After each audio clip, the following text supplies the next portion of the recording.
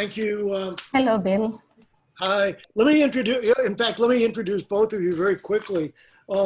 Yeah, we have Yolanda Martin and Stowe Boyd, who both of whom have pretty interesting opinions about the role of, to begin with, the role of the customer experience or user experience in the way the marketization of our economy is moving. And Yolanda, just recently you had a YouTube video which you talked about that user experience is obsolete.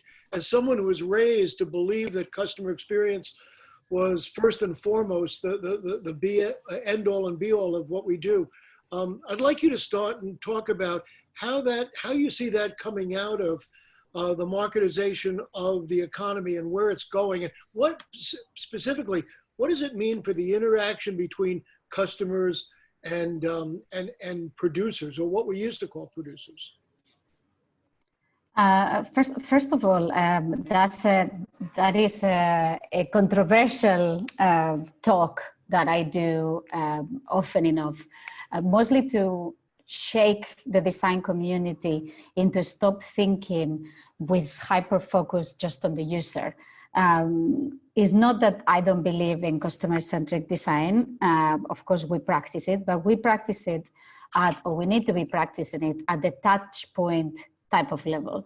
We cannot be practicing that kind of hyper focus on the customer when we are designing big platforms and when we are looking into kind of ecosystemic design.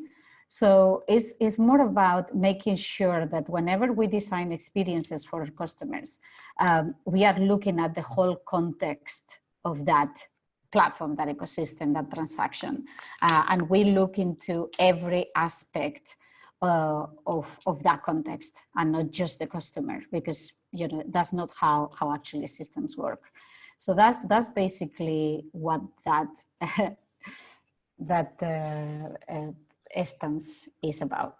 It's not that I don't believe in customer-centered design. It's just okay. So let me. So contextualized. I should have introduced you by saying that you were director of platform design at Palooza, and I want to bring Stowe in. Stowe and I met once last year in Qingdao, where we were both visiting Hire along with Simone. And Stowe, you lead work futures, but your description, your self-description is the ecology of work and the anthropology of the future. And boy, do we need that now. So I was wondering if you could take us back to that, again, that obsession with the employer and not employer, consumer experience, and how you see that developing as we go into the future. Well, I think it's being diluted as people have more and more of a relationship with a diffuse set of providers in marketplaces.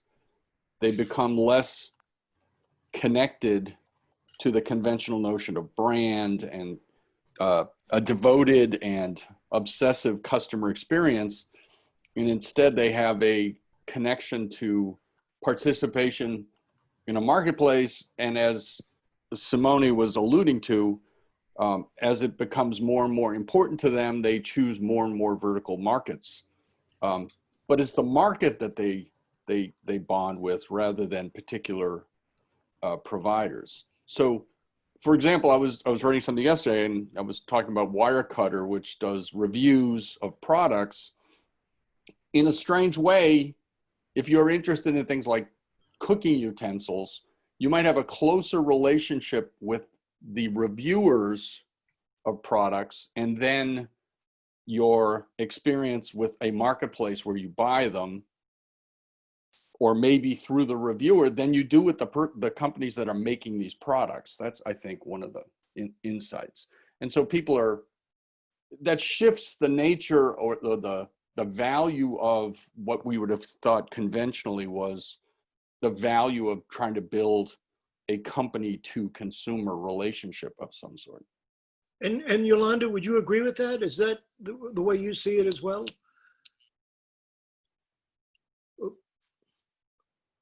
You're muted, Yolanda. Or she's just not talking at all. No, I can see your lips moving. Yolanda, you need, okay, perfect. Ah, there you go. There you go. I completely agree with Stowe that the relationship are changing and the world is changing, and this is how we need to be doing things coming to the future. So this means the recombination of what we used to think of as a linear and sequential value chain into something that's quite different. And what does that mean from a organizational perspective? What do you see changing within the organizations? Are they going to be, and the employees as well? So, well, I think there's been a lot of interesting research and insights. My friend Lee Bryant wrote something. Actually, he gave a talk last year when I was in Lisbon with him. And he talked about sort of an emerging model of organization. He envisioned it as sort of a reverse hierarchy.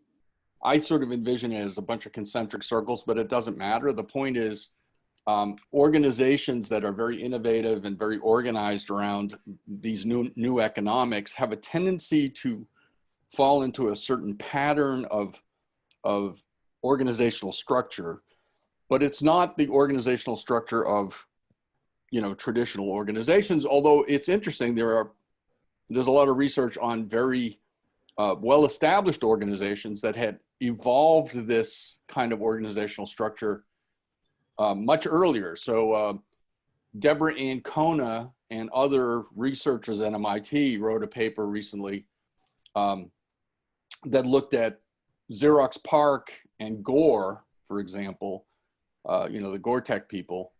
And they found a very similar pattern to what Lee Bryant talked about and what my research at Hire suggested, which is you have a different notion of how things work. So as Simone mentioned earlier, this notion of micro enterprises, these value creating functional units that are very autonomous and very focused on trying to provide a particular kind of service to a particular kind of marketplace. They operate in a context now, a matrix in these organizations of sort of a shared service model at the next tier, if you will, or the next circle. And that is supported by an architecting level of senior leadership that's organized around creating a context in which all of these things work, as opposed to directing the work. And we've seen this pattern across the board. And as I say, the different researchers are finding it all over the place. And it seems to be a sort of a general model to think about what I'm calling emergent leadership. That is, these architecting leaders create a context in which these other things emerge. The service level functionality in the organization exists to empower leadership at the micro enterprise level to actually go out and attack new things, do experiments, create new markets, participate in markets. And so that's a fascinating thing to see this appearing over and over again in all these contexts. Yolanda, what do you see? Do you see it similarly? Yes and no. I think that's what is happening on a very few very advanced companies or platforms or ecosystems. I think across the board, everyone is kind of on the initial stages of that process. I mean, except for a handful of companies that are extremely advanced on their platform evolution. Most of the companies, including some of the biggest ones, are still on the process of getting there because they were born very traditionally as marketplaces, and the growth and the change rate is not an easy one. I mean, it's not only the cultural change that is required, but also all the processes, tools, platforms, and kind of learning engine. The whole thing is not an easy process. I've been in 3 platform companies or emerging the companies, of companies trying to change from a traditional model into a platform model in the past 6 years or so. And I've been instigating and managing the process of that change. And it takes a while. I mean, it was 18 months in Farfetch before we even consider the tools and processes required for the different areas of the business to act as micro platforms and form an ecosystem. And it didn't arrive to the level of micro enterprises and kind of a small, it didn't arrive to that level yet. And we were like 2.5 years into the process. So it really takes a long time if you are moving from a marketplace into a platform to move into that type of organizational design. What is true at that much kind of lower level is that teams are changing and matrix operations are changing. And to Stowe's words, that layer of leadership is changing. So I've been now I'm at Kaluza, and Kaluza's moving again from like a energy retail into a platform that is going to power many other energy retailers. And we are completely reorganizing the company and all the companies that belong to the OVO Energy Group into that type of model. Yes. A leadership that is there to empower and allow for all the teams to be more independent and kind of create their own value. But is early days, and we have a lot of work to do still. So it's gonna take a while. But I will inform the group of how this process goes. Okay. Well, it's clear that in the case of Hire, which is one of the best examples of this, it took like a decade. I mean, it took a really long time. And one of the interesting paradoxes of Hire is it's been widely written up, widely studied, but hardly anyone has actually taken its model and reused it. It seems like the challenges involved with making that transition in the time that we are in, or in the time that Hire was doing it, seemed almost insurmountable for other companies. I mean, there's some examples like Kyocera's amoeba management model was very similar, actually, in some ways predated Hire.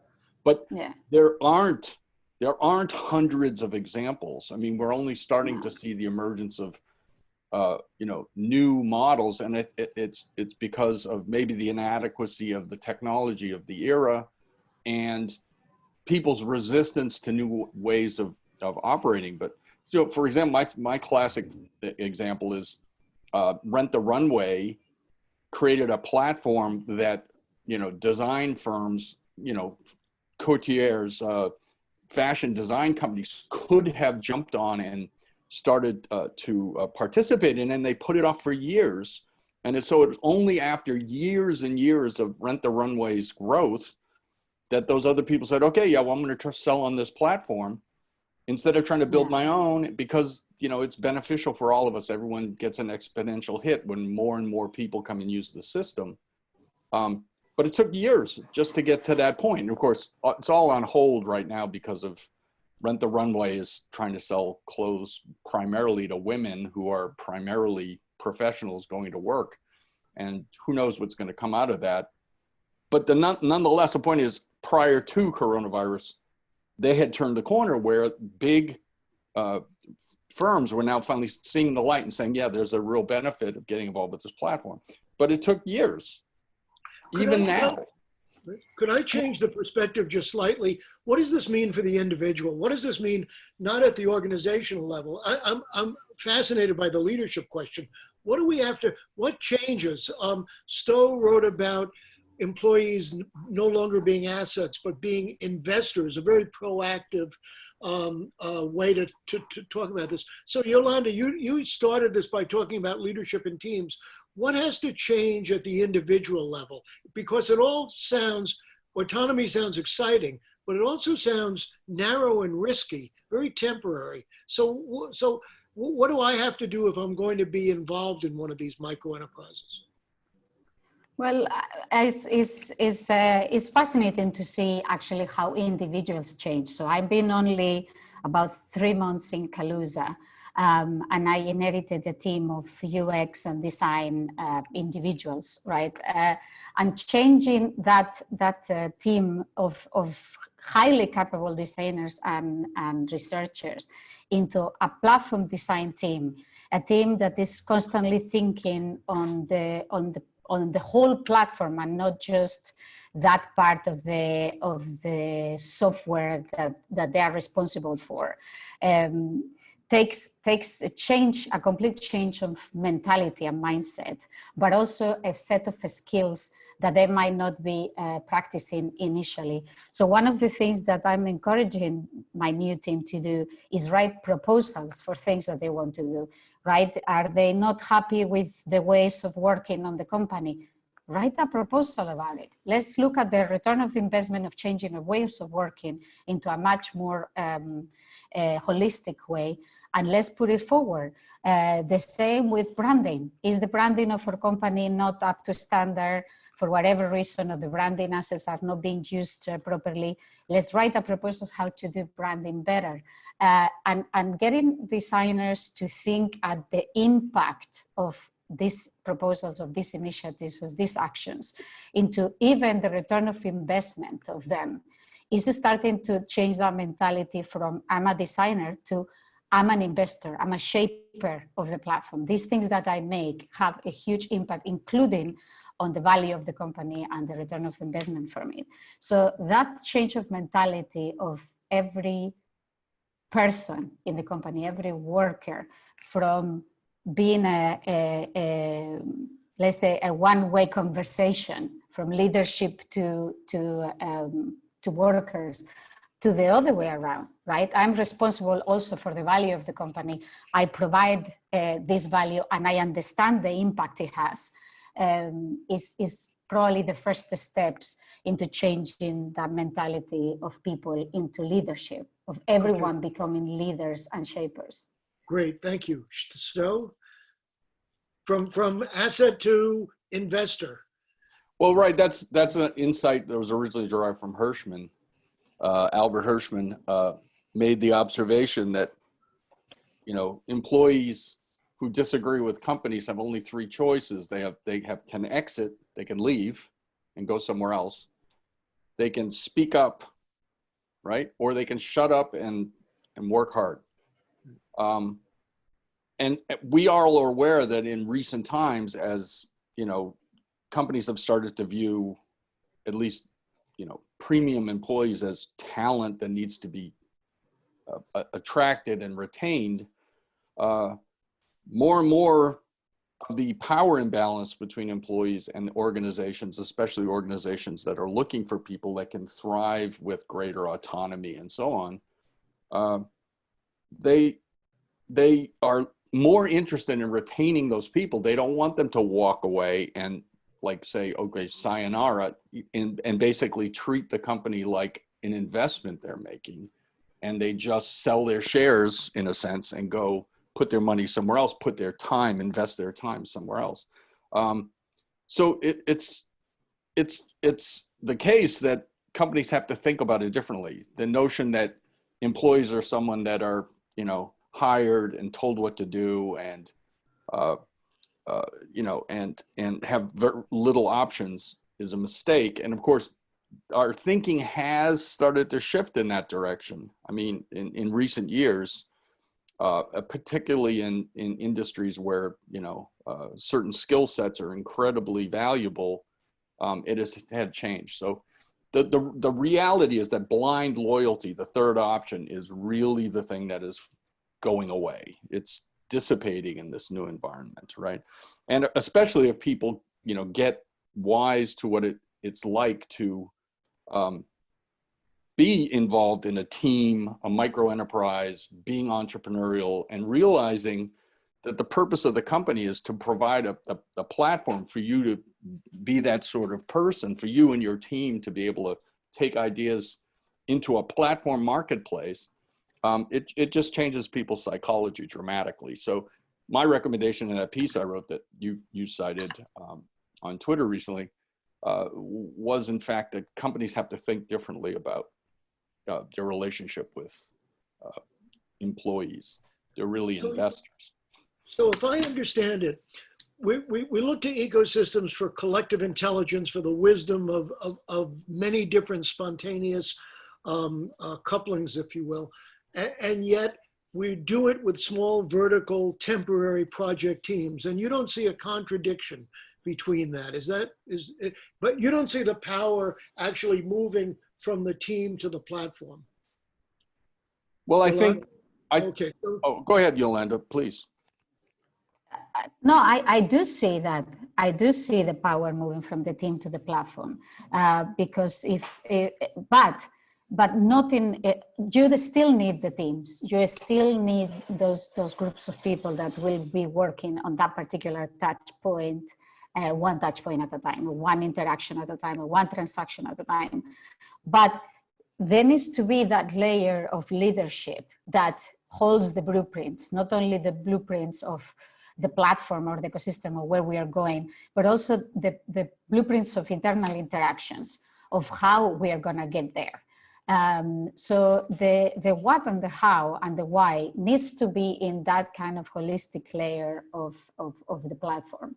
And of course, still the execution will be at team level. You need those small groups of people focuses on solving a problem. So I don't see that any changes on that. I'll just add one comment, which is the product of a team or a micro enterprise doing something might be creating a new capability that is embedded in the platform that other people can take advantage of, and everyone benefits from it. So it's not just coming up with a new product idea. It could be new capabilities built into the platform that everyone else can exploit. So yeah, that's of incredible value. It's a much higher value than just, developing some product that goes to a particular customer base. It's, adding value to the platform itself may be the biggest accelerant for, some enterprise that's involved in a platform. Okay, so as we bring this conversation to a close, what do you think? What would you like to leave the audience thinking about as they think about the market, the growing transactionalism of the marketplace, verticalization and the like? What do you see as being? I'm going to start, Yolanda. What's the big message as far as you're concerned? You told us it's not the customer experience is no longer important. What is it then? Context, always. I mean, this world that we have been living in for the maybe previous 10, 15 years, where, make things fast, break things and move on and so on, startups and micro apps and software to take care of tiny little things and lots of them, lots of tiny startups everywhere with no connection and no, I think we're moving from that in a way. I think we need to start kind of working more holistically, and as designers and as product developers and engineers and so on and so forth, look at how we can work together to make meaningful change that is not kind of petit everywhere and just completely disenfranchised and scattered all over the place. Too many startups, too many tiny apps, all doing more or less the same thing. If all that power and all those minds and all that thinking was collectively put together towards a direction, I think we will be all much better off. And we're moving in that way. I think collectivism and cooperation and platforms are moving in that way. I think people is looking, everybody's realizing that model is not going to work, right? And we need to start working together and cooperating a lot more. So okay, thank you, Stowe. I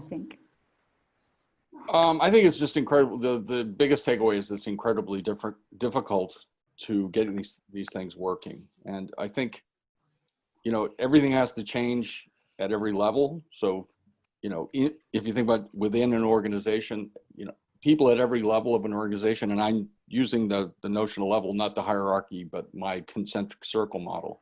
So senior leadership that's supposed to be architecting a new world, you know, the people at the services level inside the organization, making sure services are available for micro enterprises or small entrepreneurial teams to like get their jobs done.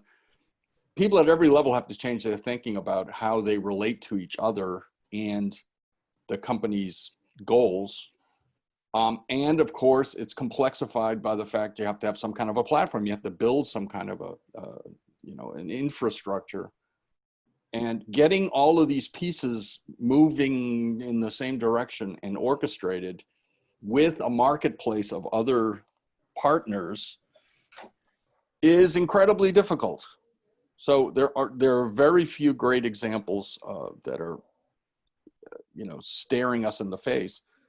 But one thing we can learn from the lessons of the near past, as Yolanda was referring to this period of time behind us, is that it takes a lot of work and it's not easy. You can't just like flip a switch and like read a guidebook and you're there. Right, right.